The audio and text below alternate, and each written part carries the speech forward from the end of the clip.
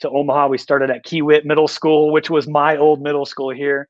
Went to Millard North, and then we just finished this building that you guys did such a marvelous job. I brag on MCL all the time. I mean, from Bob to Tony to Sam, Sammy did such a phenomenal job leading the crew here, all the workers.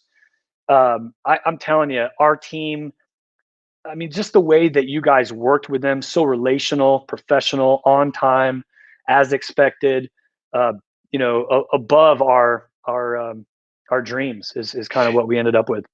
Well, and I was telling about, you don't know who to trust when you're spending, let's face it, millions of dollars, right? That's right.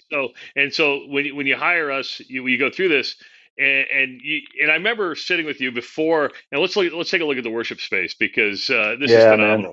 But do you remember you and I were sitting in here before there was anything in there? We put those VR glasses on you, Yeah, that's and you right. were able, and you were literally able to see the stage, the seats, everything the way it was going to look. Do you remember that? I really do. I remember getting emotional actually at that point because, again, you look at this was a vision for years. I mean, this was year 13 of the journey that we finally, build a first permanent location.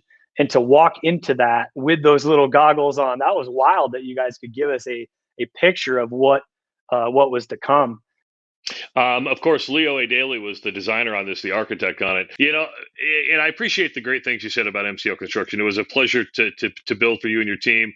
You'd have what I remember most, like Sam Howe, the project manager on there, would come and tell me, he goes, "Man," I go, "How was it at Love Church today?" He's like, "Awesome." You had members of your congregation show up with like cookies and baked goods in the middle of the winter. It was construction. I mean, but they really, you talk about a football team going through this. It really is a team. No matter what you do, being part of a team makes it successful, right? I mean, whether you have your architectural team, your construction team, and your team, it really took all three of those phases to make this thing come together. Well, there's no question. I'll give you an example. So, being a quarterback, I understand I can't, call the play, hand the ball off, run, block, read I can't do everything. And so just for an example, my wife really was a big part of the design with Leo. There's a guy named Brett Elliott who's on our finance team Yep. that, I mean, he's starting this brand new business and going to a lot of the meetings with MCL. And he just kept on talking about the chemistry that he had with you guys, specifically with Sam and some of his team. And, we had some meetings with Tony and Bob, and they were gracious. I mean, because you got to remember, we're building a multi-million-dollar permanent facility in the middle of a pandemic. And so everybody's asking questions, what's going to happen?